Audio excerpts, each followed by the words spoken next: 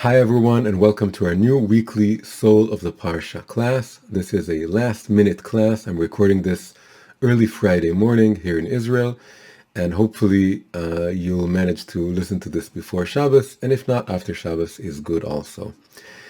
We have arrived at the Parsha Beshalach. Beshalach means to send. This is the Parsha of the Exodus. Pharaoh is finally letting us go. We're coming out of Egypt. He's sending us into the wilderness and into our freedom. And also, in this week, we celebrated Tu B'Shvat. Tu B'Shvat, the 15th day of the month of Shvat, is, of course, the Jewish New Year for trees. Jews celebrate the New Year for trees. And so we want to connect these two topics. We want to talk about what is the connection between this special a little bit strange holiday that we celebrate, the trees celebrate the new year, and we celebrate with them. And how is this connected to the topic of the Exodus, to the image of the Jews, the Israelites, coming out finally from their bondage in Egypt? So we want to start with a little bit about Tu B'Shvat and what it means, what happens in this particular time of the year that merits to be called the tree's new year. So the 15th day of the month of Shvat is really the exact middle of winter in the Jewish calendar. The 3 months called Tevet, Shvat, and Adar, together they're called Tkufat Tevet, the period of Tevet, because it starts with Tevet, but it includes 3 months of Tevet, Shvat, Adar. This is winter. It starts close to the winter solstice, and it ends very close to the spring equinox. This is what defines this period. So Shvat is the middle month of this, and the middle of Shvat is the exact middle of winter. And what happens in this time of the year? So the sages in the tractate of Psachim, they say that what happens now is that most of the rains have already come and go. The earth has absorbed most of the rainfall, of the precipitation that comes from above, from heaven. And so now growth is beginning within the trees. And Rashi explains that what happens is now that the earth has absorbed all this water, is that now the resin, the liquid within the trees, which in many ways is like the blood of the tree, the life, lifeblood or life water that's within the tree, the resin starts rising within the tree. It's really the water that's in the earth that's coming up through the roots and the trunk, and it's rising within the tree. And the first fruit are beginning to come forth. The trees are bearing their first fruit. And so the words here are very interesting. Resin in Hebrew is saraf, which means burn. It's like a slow burn that's happening within the tree. And the word he uses for the fruit that's coming out of the tree is the Hebrew word chanata. Chanata is a special Hebrew word. It only appears as a verb only once in the entire Bible, and that's in the Song of Songs 2:13. It says "Vehate'ena chanta pageha." So literally, it means that the fig tree brings forth its green figs. It's the early fruit, the fruit that's not ripe yet. So the verb used for bringing forth is chanta. Again, a unique special word that we're going to go a bit more deeply into later on in the class.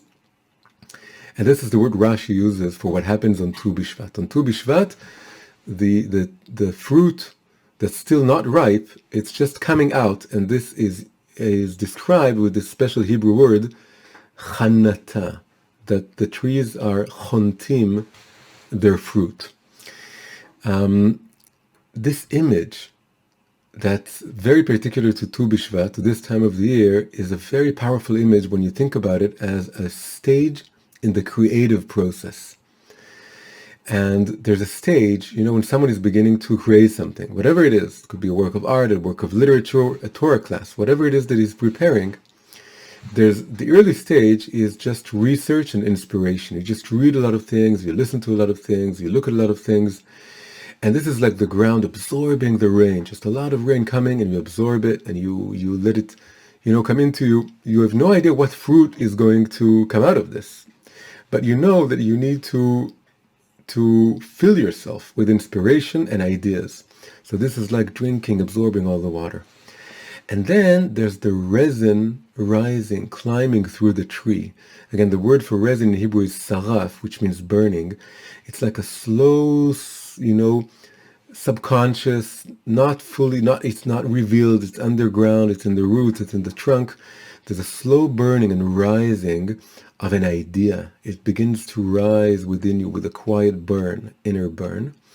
And then there's this moment when the still unripe fruit comes out. It's just this is Tu B'Shvat. Tu B'Shvat is not, you don't have ripe fruit that you can pick off the tree and eat, but it's not just the stage of, the rainfall coming. It's the fruit just coming out. And this is the moment that you have an idea. You still need to develop it, you still need to build it, you need to, it needs to ripen. And that takes time and work. But you can see it. You can see the early, simple, preliminary version of it coming out. So this is really Tu B'Shvat.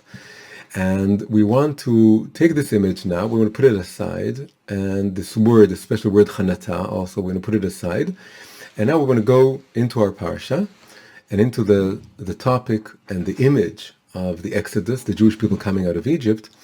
And we want to explore this a little bit. And we want to understand the connection of the Exodus to Tu B'Shvat and growth and trees bearing fruit.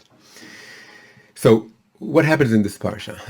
Parsha Beshalach is the story of coming out of Egypt, the parting of the Red Sea, along with the Song of the Sea, the famous song of Moses and then Miriam, and then everything really that happens in between coming out of Egypt and receiving the Torah, not including receiving the Torah. The receiving of the Torah will be in the next parsha, Yitro, and here it starts with coming out of Egypt, parting of the Red Sea, and then everything that happens with the bitter waters and the manna bread coming from the sky, and it ends and not having water and striking the rock to get water.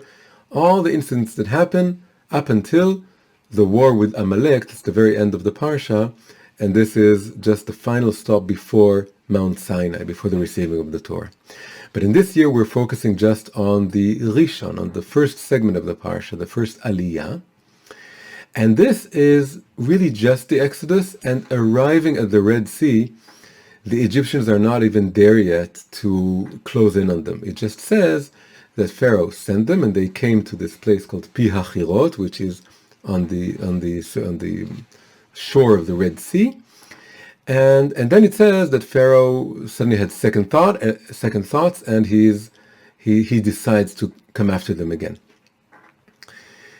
Now, how do we connect this? So really, the first segment is just the coming out. That's what happens. It's after the 10 plagues, but before the parting of the Red Sea. It's just this coming out. How do we? What connection can we find between this and the celebration of trees and growth and trees bearing fruit? So there's a very famous basic metaphor, basic image that is used for what was the Egyptian exile and what is the coming out of Egypt. And this is the image that the land of Egypt was like a big womb. And the Israelites coming into this womb, first as just a small family or an extended family of 70. It's first Yosef, and then Yaakov and his sons and the grandchildren, and altogether it's just 70 people. It's the small tribe. This is like the seed coming into the womb, fertilizing the egg in the womb. And then, some time later, it's really 210 years, but it corresponds to the 9 months of pregnancy, they develop into a full nation, a whole people. And then coming out of Egypt is like a birth. The womb is protective at first, but at some point it becomes something that you need to come out of. And so the parting of the Red Sea and coming out is like an image of a birth. It's almost like breaking waters, and it's coming out. So Egypt is like a big womb. So that's a famous image that's used many times. You can hear it in many Torah classes when describing what is the Egyptian exile and what is the Egyptian exodus. But there's another image which is very close, very, very connected, but it's not used as often, but we can use it, and it's more appropriate for our class now. And this is the image that Egypt is like the ground, and the Jewish people, the Israelites, are like the seed that is planted in the ground, and then the coming out of Egypt is like the tree that grows out of the ground and bears fruit and has a life of its own, comes out of the ground. So it's a very similar image because the earth is likened in many civilizations to a woman. So the famous term used for this, not a very Jewish term, it's a bit pagan, that's Mother Nature or Mother Earth. So Jews don't use that expression, but the idea is absolutely there in our sources, that the ground is feminine in nature, that the skies are masculine in nature and the ground is feminine in nature. This is also used for the higher waters and lower waters of the second day of creation, that the higher waters are called masculine waters, the lower waters are called feminine waters, and the coming of the rain that fills the ground is called, in the Talmud, it's called Revi'ah, which is like fertilizing. The rain is fertilizing the ground. And there are many images that are used that liken the earth and the ground to a woman. And of course, it really is like a womb, that you plant a seed.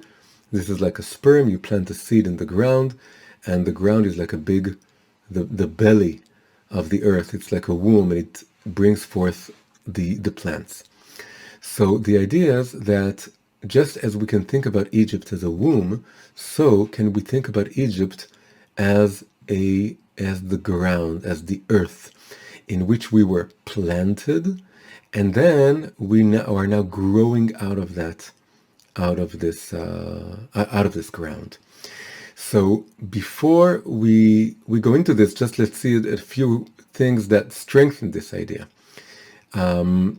We mentioned before no, sorry, I didn't mention it, but I was going to. I mentioned the verse, Te'ena chanta pageha, the fig tree brings forth its green figs. But the word for green fig in Hebrew is a broader term. It doesn't just talk about figs. The Hebrew word is pag, pageha. Pag is the unripe fruit, but it's the same word is used for a preemie, a premature baby, a baby that was born prematurely. So the same word, pag, if we're talking about the coming out of Egypt as like a tree bearing fruit, then the same word is used for a preemie and for an unripe fruit, pag. So we're like a baby that's coming out because now is the time. Maybe if we still feel that we need to be in Egypt a little bit more, we need some more time, but God is telling us, no, you're coming out now, no more waiting. Even if for us it feels like it's premature, we're coming out, we're still a bit unstable. That's why we keep missing Egypt and want to go back to Egypt and have this weird longings for, as if it was perfect in Egypt, because we're a bit of a preemies. So the word is also used for an unripe fruit. That is the image of a tree. We also have an image in the sages tell us that when the Red Sea parted and the Jews were coming out, we said it's a bit like birth. But the sages also say that there were trees, there were fruit trees that were growing in the middle of the Red Sea, and the Israelites could pick fruit from. So this is, again, strengthens this image. And even more forcefully, Pharaoh, the word Pharaoh, Paro, the letters can be transmuted to the word He'afar, which means the earth, the ground. The earth is Afar. Afar is the same letters of the root Para, which is the root of Paro. So Paro can be transmuted into Ha'afar, the ground or the earth. So, and Mitzrayim, which means straight constraints, this is the constraints of physicality, of the physical world, of the ground. So Egypt is like this, really what happens here, and this is what we're getting out of this, that's unique to the image of Egypt as a ground versus the image of Egypt as a womb, is that coming into Egypt is like being buried. It's a bit like dying and being buried in the ground. We don't get that when we're talking about the image of a womb. So we do have the similarity in English of the words womb and tomb, and we talk about people, their lives stretching from the womb to the tomb, and we can talk about the womb as a tomb of sorts, but of course it's the very opposite. The womb is the beginning of life, and the tomb is the end of life. So when we think about Egypt as a womb, we're thinking about just the beginning, that we're being born. We were just a small family, and we became a whole nation, and then we were born when we came out of Egypt. However, when we're transitioning to the image of Egypt as a ground and us being like a tree growing from the ground, we have a new element coming into the picture, which is that when we came into Egypt, it was like being buried. It's like burying a seed. And as we know, the seed coming into the ground rots within the ground. It doesn't just start growing. It first needs to rot a little bit like someone who's buried, an actual person who's buried in the ground and whose flesh rots. So the seed needs to rot within the ground, and out of this process of decay, new life comes along. So now we have something new going on here. Really what we have is that this whole picture of the Israelites coming into Egypt and then coming out of Egypt is really the image of death and rebirth. Egypt wasn't just our womb, it was also our tomb. We nearly died there. That was Pharaoh's plan. He wanted us all to die, or to die as a nation. He wanted to kill all the male firstborn, but really the purpose was to eliminate us as a nation, as an independent nation. So it was a bit like a tomb. We were about to die. We were going to die. If God hadn't saved us, we would have died. It was like a tomb, but coming out of Egypt is like a rebirth or a resurrection. So this is the image that we have now, that we are like a tree coming out of the ground. The seed needed to decay within the ground, so that's a bit like a small death. And then the tree coming out is like the resurrection of the dead. So this is what we want to look into now more deeply. What does it mean to die and be reborn? And how does this connect to the image of us being like a tree bearing fruit?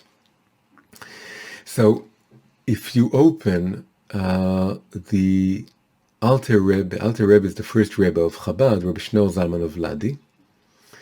And in his book Torah Or, when he talks about this parsha, he doesn't make the connection to Tu B'Shvat, but he does make a connection to seeding and growing.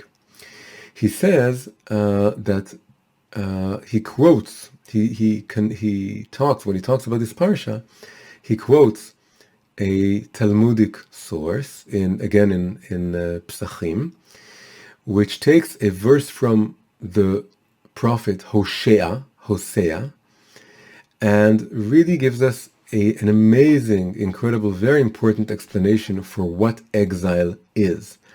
And this brings all of these ideas together. So let's start with the verse from Hosea, and then move from that to the idea that the sages put in the tractate Psachim, and then we'll see what the Alter Rebbe says about this. So the verb in Hosea, I'll read it first in Hebrew. It starts, I'm just going to look at the beginning of the verse. It's the end of chapter 2 of Hosea, verse 25. And it starts with the word, Uzra'atiha li ba'aretz. I shall sow her in the land.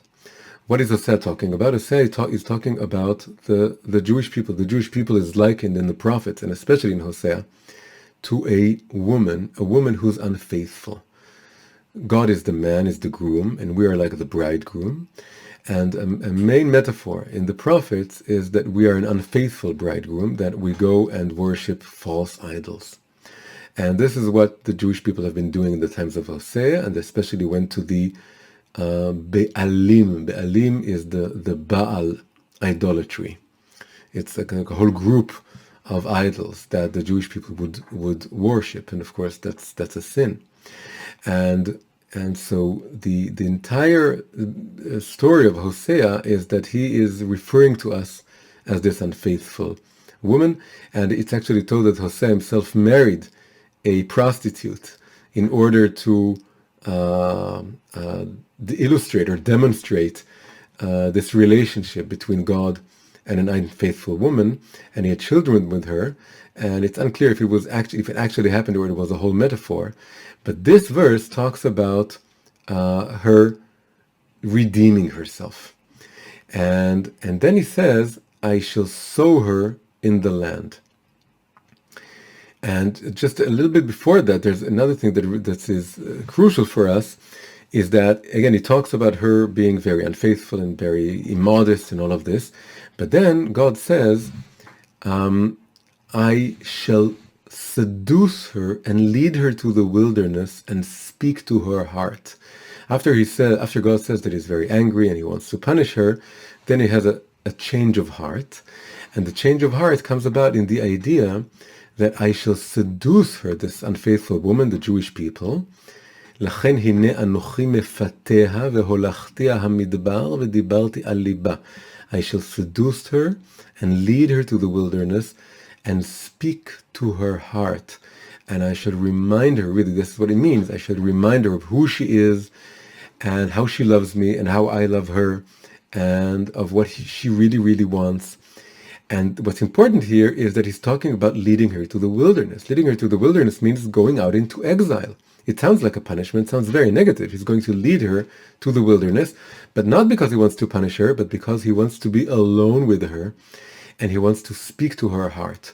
The idea is that coming out to exile appears like a big punishment. Why do we have to bear exiles? Why did we need to go to Egypt and then to all the other exiles, and also to all our individual exiles in this world? Whenever we are far from who we are, where we should be, our true essence, when we're distancing ourselves from our true essence, we are in a form of exile. So this feels like a punishment, like a curse, like what is this happening to me? But God is telling us in this verse that when I lead her to the wilderness, in Hebrew, by the way, the word wilderness, midbar, also comes from the same root as speaking.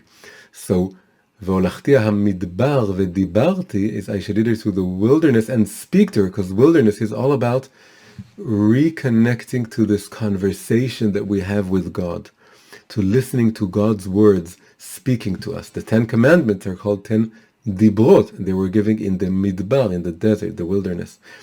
Because the desert is where, when everything is still and quiet, you can hear God's words. And they echo in the wilderness. And when they don't echo, when you're surrounded by other things. So God is seducing us, leading us to the desert, to the wilderness, in order that he can speak to our hearts. And then the next verse talks is that she shall answer me as in the days of her youth when she came up from the land of Egypt. Meaning that all future exiles are in order to restore our youth when we were young, when we were just being born out of Egypt, and we're in a fresh way, just hearing God's words as if for the first time. And we fall in love with God. It's like reviving the infatuation, the early infatuation with God, that we fall in love with God and we want nothing else, and we want to follow him in the wilderness. God says in another place, is Zacharti lachesed ne'oraich, I shall remember the grace, the love that you showed, that you demonstrated to me when you were young, that you followed me in the desert, in the land that's unsown. The desert is a land that's unsown, and yet you followed me. So now this connects us to the verse that we want to talk about, that comes a few verses afterward. After this verse come all the most beautiful, most romantic verses when referring to the relationship between God and the people of Israel, that we're ve'erastichli be'emunah, that he betroths us, and it's all very beautiful. And then we have this verse, Uzra'ati alibaret, I shall sow her in the land. So we talked about us following God in an unsown land in the desert, but now God is telling us that he's going to take us, the Jewish nation, the Jewish souls, and sow us within the land. So what does this mean? So now we're coming to Chazal, to the sages. And the sages in Tractate of Psachim, this is Daf 87, page 87b, Rabbi Elazar says the following. He says, the only reason the Kadosh Baruch Hu, God, exiles Israel, the Jewish people, among the nations, the only reason, it was only done in order that they add converts to them. כדי שיתווספו עליהם גרים. This is what the sages say is the ultimate purpose of exile. The purpose of exile is that we go out into exile, and then a lot of non-Jews who are really within them, in their hearts, they're Jewish souls, and they feel this connection to the Jewish people and to the Torah and to this particular connection to God that manifests itself in the letters and the words and the commandments of the Torah. And they feel that this is it. This is the thing. This is the creator of the world. He's not just something abstract or the way he manifests in other religions. It's the way it is in the Torah. The revelation of the Torah is the revelation of God's face. And they join the Jewish people, and we're coming back to the land of Israel. We're coming back to redemption, much, much bigger. But then he says, how does Rabbi Elazar learn this idea that the purpose of the exile is to collect, to add to the Jewish people all these converts? He quotes the verse from Hosea, Uzra'atiha li ba'aretz, I shall sow her in the land. And then he says, why would a person let go or take some seeds? And he talks about a particular measurement of volume called se'ah, which is a small measurement of volume. It's a small amount. And you take this amount of seeds and you bury it in the ground. He says, why would anyone do this? The only reason he would give up on these precious seeds and plant them in the ground is because he knows that he's going to reap an amount that's much, much greater. That's a few korin. Kor is 30 times the amount of se'ah, and several korim is even more than that.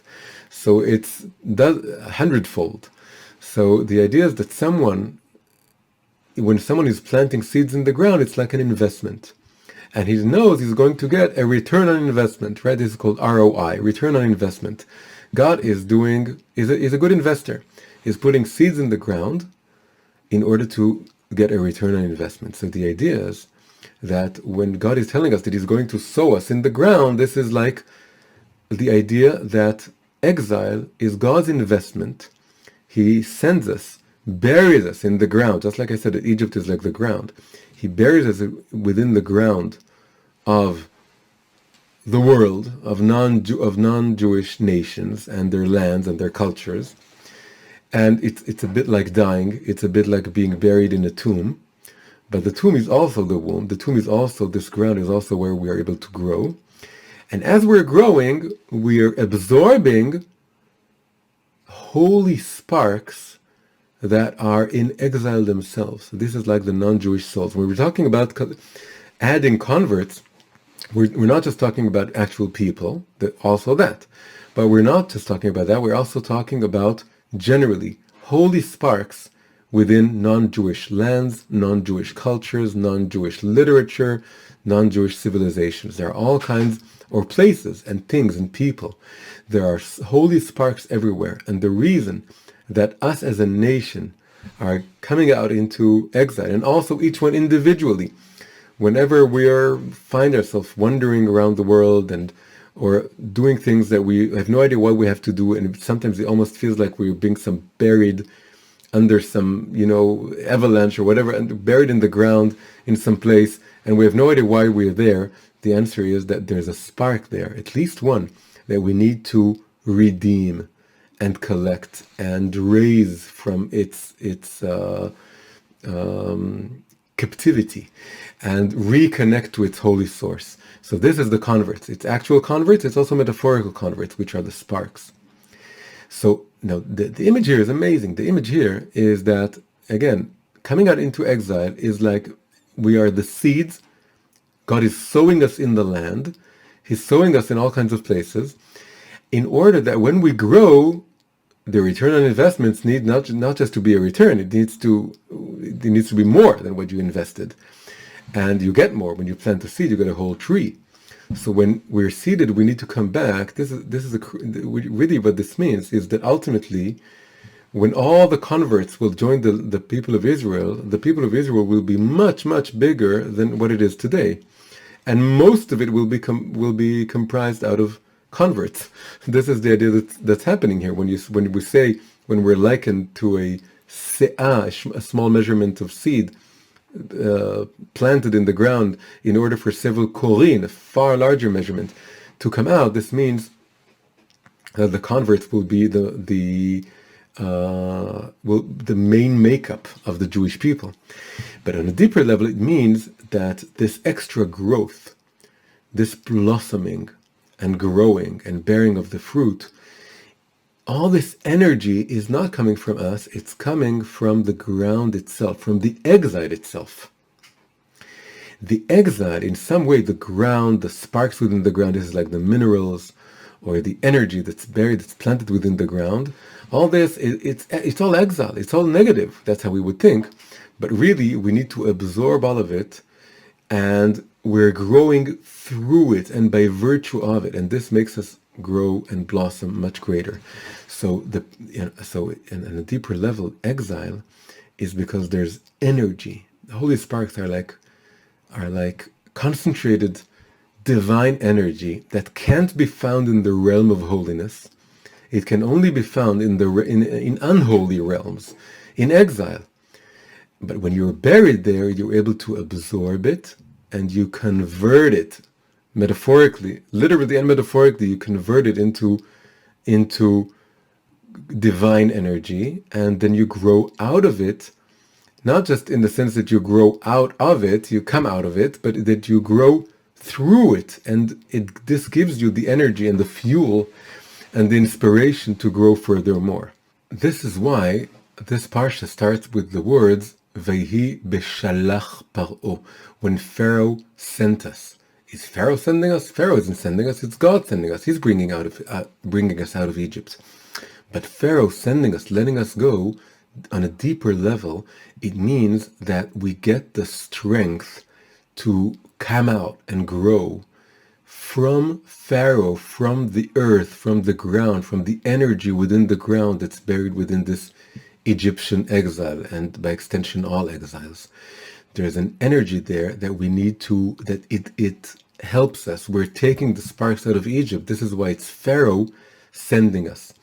In the beginning of the second segment, it also says, Ufaro hikriv, and Pharaoh drew closer to us when we're on the shore of the Red Sea. But the word that's used here is a weird word. It means hikriv isn't exactly drew closer. Is more like he drew someone else closer. He made someone else to become closer. So the sages say it doesn't say that he is hitkarev or karav. It means that he is a kriv because he caused us to come closer to God. Pharaoh caused us to come closer to God. He was God's messenger. He was God's emissary in a roundabout way in order to provoke us to coming closer to God. The word for hekriv, to bring closer, can also be transmuted to the word herkiv, which is to decay in the ground, like the seed decaying in the ground. So the two words together, ufaro hekriv, is also veha'afar herkiv. You just need to change the order of the letters. It's the decaying of the seed within the earth. So again, the idea is that Pharaoh, Egypt, that's like a tomb. It's something very, very negative. But there's an energy there that its root is even higher than the root of everything in the realm of holiness. The Alter Rebbe talks about the two major realms of the universe, which are the realm of holiness and the realm of unholiness. The realm of Kedusha, where God is revealed directly and you can feel his presence, and the realm of Klippa, which is like the outer shell, which is where we, so to speak, experience the back side of God. It's like he's turning his back to us. In the realm of Kedusha, it's like he's turning his face to us. In the realm of Klippa, he's turning his back to us. Paro is the head of the realm of unholiness. Paro also means, we talked about earth, but Paro also means Orif, comes from the root Orif. Orif is the back of the head. This is the realm of unholiness, where we feel that God is turning his back to us.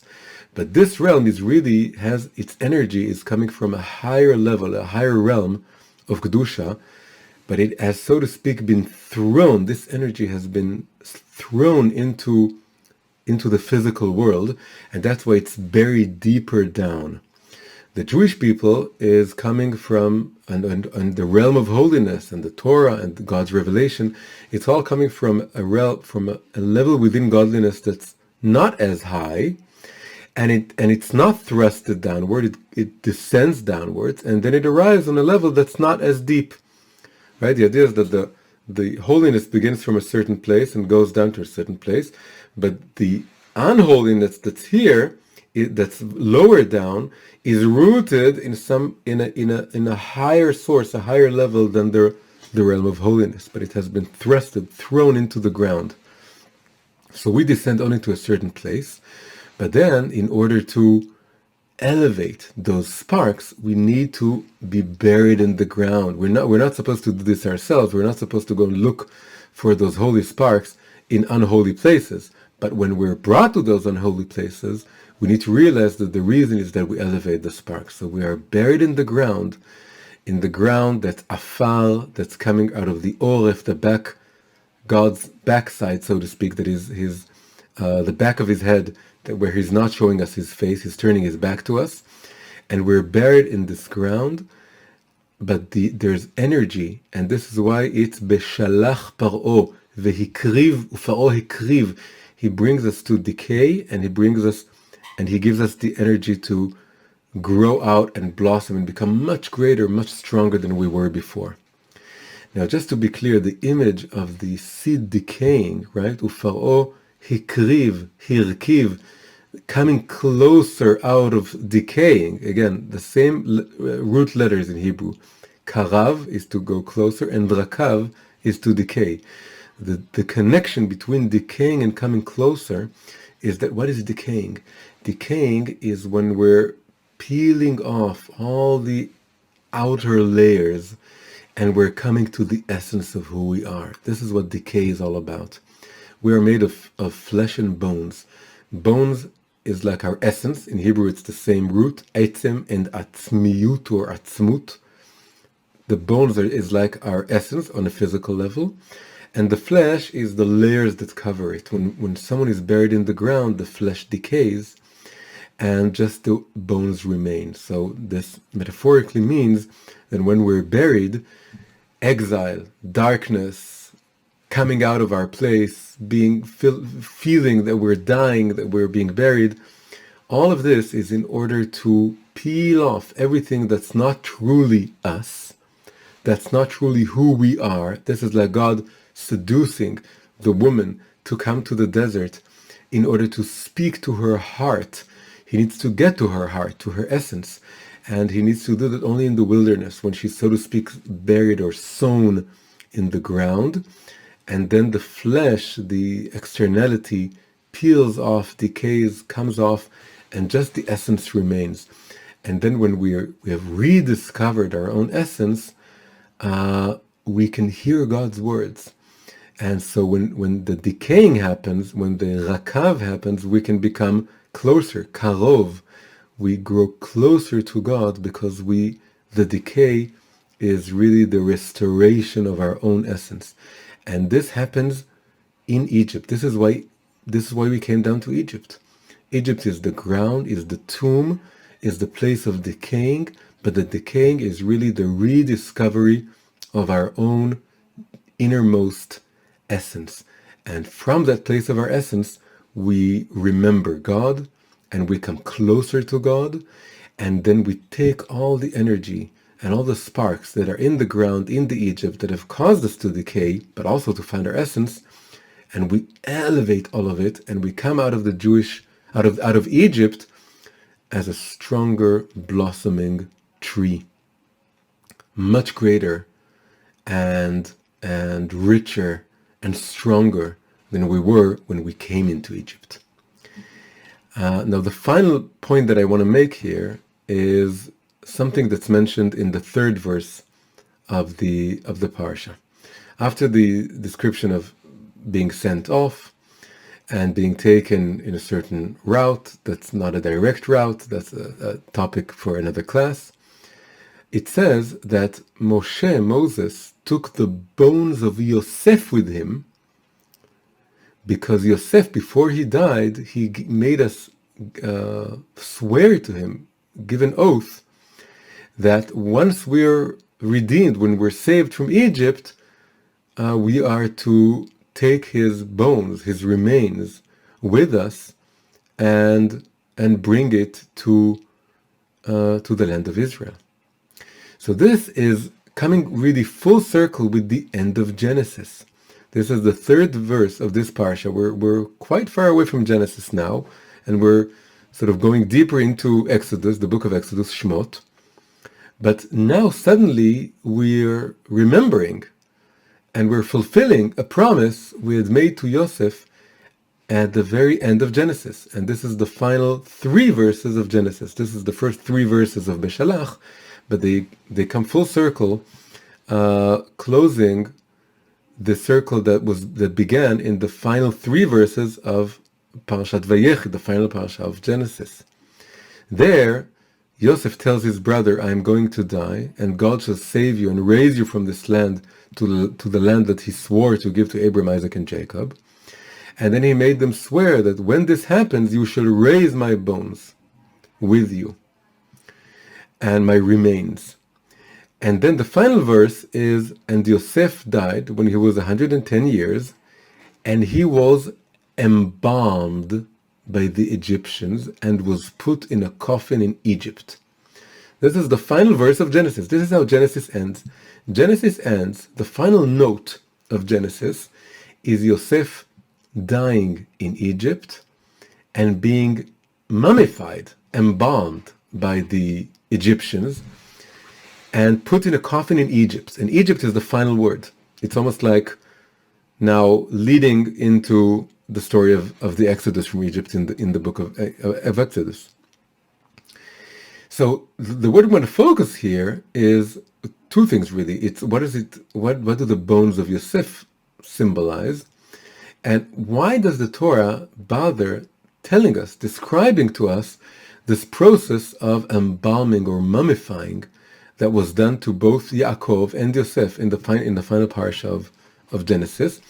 And now is coming to full fruition when Moses is now fulfilling this promise and taking all the bones and the remains of Yosef and bringing it with us when we're coming out of Egypt.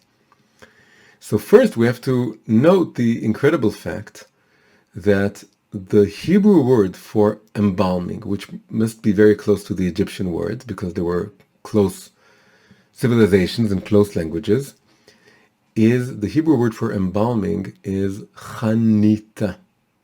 This, of course, reminds us of chanata, which is the bearing of the unripe fruit in the beginning of the fruit's growth. very strange, very rare words in Hebrew that mean totally different things on the surface, and that come from exactly the same root. So the action is called, embalming is called chanita, and the bearing of the fruit is called chanata, but the root is the same root, it's chanat, chet nun tet. What is the connection between these two things? And the incredible fact that we read about the raising of the remains of Yosef, the taking of the remains of Yosef that were embalmed in Parashat Beshalach, which completely coincides in the time of the year to Tu B'Shvat, the middle of winter, when the trees are beginning to bear fruit, to lachnot their fruit. There must be a connection. We're coming out of Egypt, and the Egyptians are so famous for their mummifying of the dead and their embalming of the dead. And Yosef himself and Yaakov were embalmed. Yaakov was already taken to the land of Israel, but Yosef not. So this is very interesting, by the way, that Yaakov was taken immediately after dying and being embalmed. He was taken to the land of Canaan and buried there. But Yosef could have made the same. We were still, the Egyptians were still kind to us back then. And he could have said, once I die, take me to the land of Israel. But he said, no. He says, and it's going to take almost a century and a half. He says, you take me when you come out of Egypt. He knows that you're going to, all of you come out of Egypt. Yaakov maybe wasn't so sure. And he was immediately taken. But Yosef is taken, I don't care how long it takes. But finally, God will take you out of Egypt, not in your generation, another generation. But it'll happen, and remember this. Take my remains, take my coffin back to Israel, to the land of Canaan, which would be the land of Israel later on.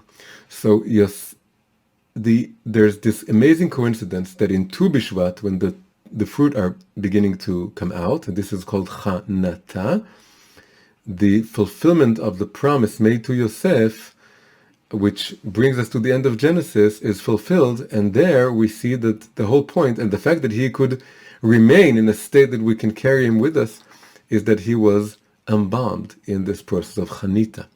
Now, it appears that these two words or actions are absolutely opposite.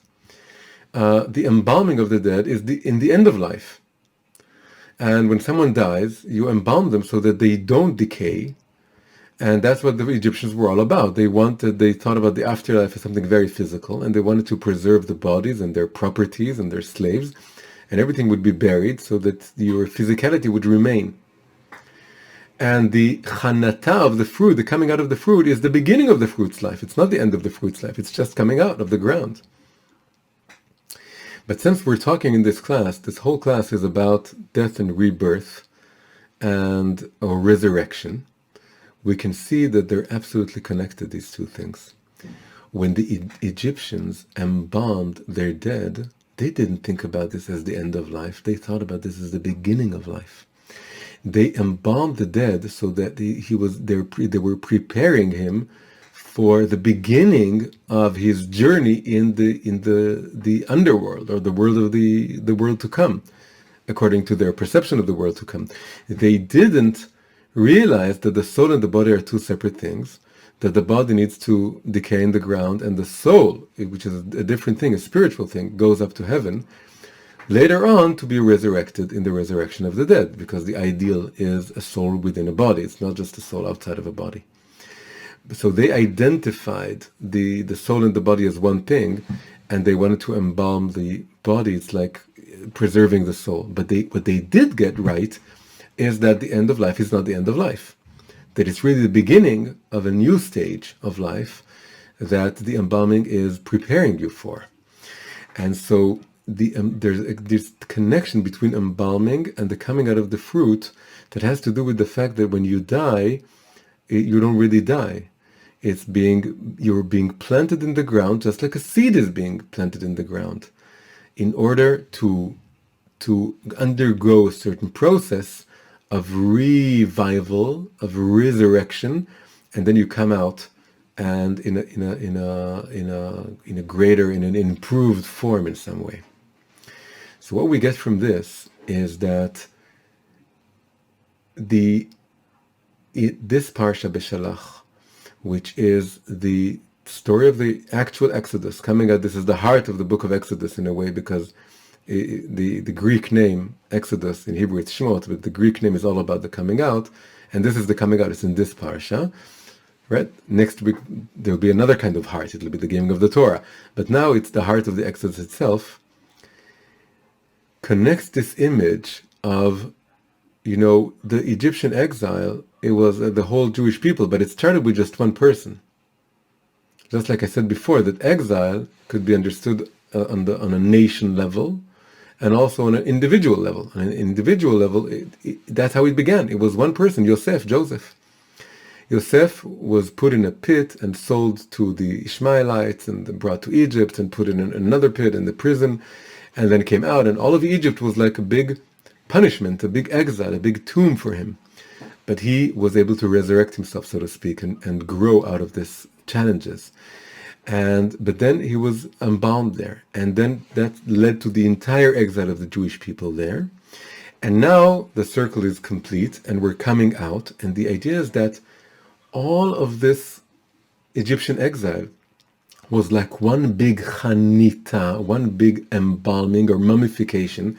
We were buried in this Egyptian coffin and put in these bandages, in order that we undergo a process of certain decay, right? The embalming was, and not that we don't decay, but what happened was it all came together. By the way, Yosef it didn't work for him. It says that Yosef, his flesh did decay. So it's like a combination. The image is of an embalming and a burying, that we're put in this ground in order that we go through this process of peeling off of everything that's not essential, and then we recall our essence, and then we're able to come out. Yosef is, in a way, the heart of the Jewish people that symbolizes the entire Jewish people coming into Egypt, coming out of Egypt. The final word we need to address is the Hebrew word for the bones of Yosef, atzmot Yosef. Atzmot, as I said before, the word for etzem, bone, is the same word for essence, atzmut. So atzmot Yosef can be read as atzmut Yosef, the essence of Yosef. Yosef had a lot of things about him, but the coming into Egypt, which again embodies the entire Jewish people coming into Egypt, was in order to be buried and to recall our essence. And now coming out of Egypt, like the fruit that comes out, again, we were embalmed at the beginning of coming into Egypt, and now this embalming, this chanita, leads to this chanata, the coming out of the fruit, the unripe fruit that's just beginning to discover its freedom and its calling and its mission in life, is coming out. But what's coming out is the essence of Yosef. What was buried was Yosef, along with everything that wasn't essential to who he was. When we came down into Egypt, we weren't connected to our essence as much as we are connected coming out. And all of this happened because we survived and dealt with the exile and the bondage and the cruelty of Pharaoh, and all of this negativity around us was just this extremely potent energy that we need to absorb, and this connects us to our essence and enables us to regrow. So we should take this as a lesson to everything, to our own particular individual exiles and hardships that we go through in this world. We don't know why we need to come out into exile, to be forced not to be where we want to be and where we feel we should be and where we're connected to who we are. We don't know why this happens, but the truth is, this process, this is done to us. We're distanced from our home and from our comfort zones and from what we've become used to and accustomed to, and we come out into all kinds of exiles, the COVID challenges in exile, everything we deal with when we lose our job, or where we find ourselves, looking for something else to do, or doing things where we it's hard for us to do. All this is subtle forms of exile. So when this happens, we need to understand that we are like a seed planted in the ground in order to peel off everything that's not essential, rediscover what's essential, absorb all the sparks, all the energy that's buried in this ground with us, and that the reason we were planted here is to absorb this, and then we can come out of it, and we are being sent off, we are being brought forth outside by this hardship. Paro is the one letting us go, sending us off into our liberty.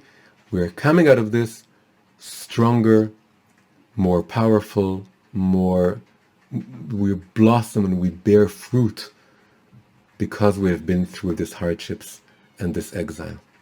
So with this, we end our shiur for today, and may you all have a great Shabbos and a great week, and a happy belated Tu B'Shvat, and I will see you again next week.